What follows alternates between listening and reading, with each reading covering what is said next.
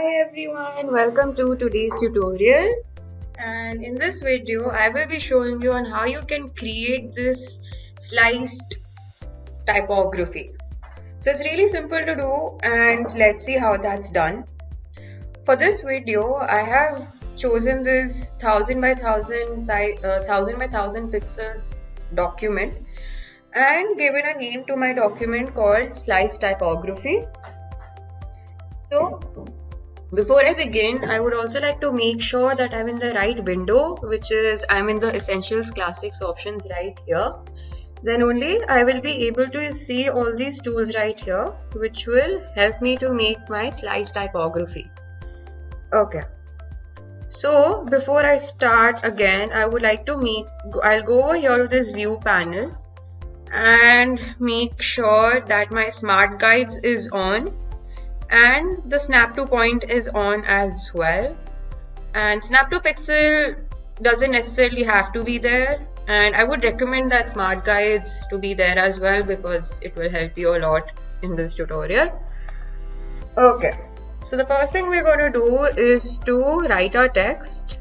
So we'll go over here to this type tool, click on my document and just type in sliced, the word sliced in all caps. So I'll select this and I will now choose a font called Montserrat Black. So you can actually use any type of font which is heavy in nature, heavy and black, which is a lot heavier in nature, because such type of fonts then like the slice effect will work a lot better in such heavy fonts.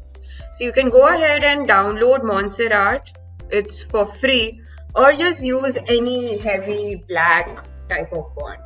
Alright, and over here in this font size I will change it from 12 is default by the way, to 200 points, like that. Okay. Since we've got that over here, I will right click on my text and I'll create an outline, and after that I will decrease its opacity from 100% to 50% over here, like that. And now if I take my mouse over to one of the corners right here, I see that my cursor changes. And I'll just rotate this a little in the counterclockwise direction, like that. Now the next thing we're going to do is go over here to this rectangle tool and create a rectangle which is covering almost like just the half of the text right here, like that. And I'll also change the opacity of this as well from 100 to 50%, like that. Okay, then I'll select both of these and go over here and choose the shape builder tool. First thing I'm going to do is click on Alt, and notice that if we click on Alt, the plus changes into minus. So while it's still on, while I'm still holding on to the Alt, I'll just delete this inner portion of the D letter and just delete this rectangle as well. It's not required. That's it. So this was first. Now we just have to combine the upper portion of the text together. So we'll just drag our mouse like this and make sure that we are only selecting the outline or just the text and not the inner portion, like that. And similarly with the lower portion of the text as well, like that. Okay, so we've now combined them together. Now what we're going to do is that I will select the lower portion, and with the help of the arrow key, with the left arrow key, just move this slightly to the left, like that.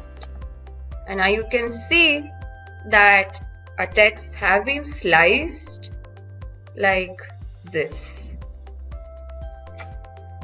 So now what we're going to do is we're also going to give a background color to this document as well, right?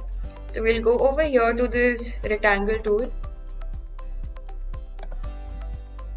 So to create a background, we'll use this rectangle tool and select, just click on the document and give the width, give the values in the width and the height option, which was 1000 by 1000 pixels. Okay, so it's black. So instead of black, you can use any other color.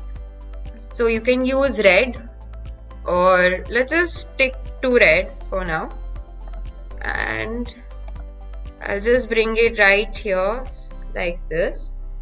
Right click on the background color we just made, go to arrange and send to back like that. Once that's done, I'll just select all my texts like this, right click and group them together. And now I'll change the color from black to white like this, and make sure that the opacity is 100 like that.